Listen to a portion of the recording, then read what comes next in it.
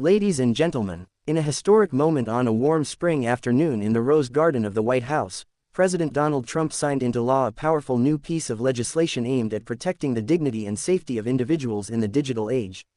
The Take It Down Act, backed overwhelmingly by Congress, represents a landmark step forward in the fight against the exploitation and abuse of nonconsensual imagery, both real and AI-generated. With his wife, First Lady Melania Trump, seated proudly beside him, the president turned to her and asked if she wanted to add her signature to the legislation.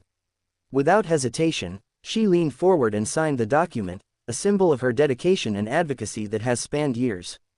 This wasn't just a policy decision. It was personal, it was passionate, it was deeply necessary. Melania Trump's Be Best campaign, once mocked and misunderstood, has evolved into a powerful movement centered on the online well-being of children and the fight against cyberbullying. Today, that vision reached a new milestone. This wasn't just another speech. This was a call to action. It's a very abusive situation, President Trump declared. And today we're making it totally illegal. The First Lady stood before an audience of survivors, lawmakers, advocates, and families. Her words were firm and heartfelt. She spoke about how technology, once hailed as a tool of empowerment, had been twisted into a weapon of harm, especially for the youngest and most vulnerable. She spoke not as a political figure, but as a mother, a woman, and a witness to the damage these images have caused. Artificial intelligence and social media are the digital candy for the next generation, she said. Sweet, addictive, and engineered to have an impact on the connectivity development of our children. But unlike sugar, these new technologies can be weaponized, and sadly, be deadly. This new law is not just symbolic. It carries real weight. It requires all technology platforms to remove reported nonconsensual, sexually exploitative content, whether real or AI-generated, within 48 hours of a valid request. It is swift. It is enforceable. It is justice on a ticking clock. It didn't happen overnight. It took courage, it took advocacy, and it took stories, real stories like that of Elliston Berry. Elliston was just 14 when her life changed. A classmate used an AI app to superimpose her face onto a nude image and spread it on social media. The school did nothing. Local authorities said it was out of their hands. But her voice reached the Senate, and Senator Ted Cruz's office acted. Snapchat took down the images. But the damage had already cut deep. She stood tall, however, and became an advocate. Today, her bravery is etched into legislation that will protect countless others. Melania Trump thanked her directly, calling her one of the brave few who turned trauma into testimony. Her story is now part of America's legal fabric. With overwhelming bipartisan support, 99 senators and 408 House members voting yes, the bill passed through Congress with remarkable unity. President Trump, with a grin, said, "I wish we could get that vote for other things." It was one of those rare moments in Washington where politics took a backseat to humanity.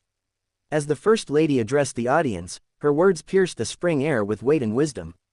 "This is a national victory," she said, pausing to acknowledge the survivors seated before her. "Your stories, your suffering, and your strength have not gone unnoticed." She reminded the country that behind every image is a real person, a daughter, a student, a friend. Behind every deepfake, every circulated photo, is a shattered sense of security. And today, with a pen stroke and a promise that injustice was met with accountability. The law doesn't just target the originators of these images, but also the platforms that host them. It holds them responsible. It forces them to act. The internet will no longer be a lawless frontier for predators. This new era of accountability is a signal to tech companies: your platforms are not beyond the reach of morality or the law. The president's gesture, handing the First Lady the pen, was more than ceremony. It was recognition of her unwavering commitment to protecting the voiceless in digital spaces.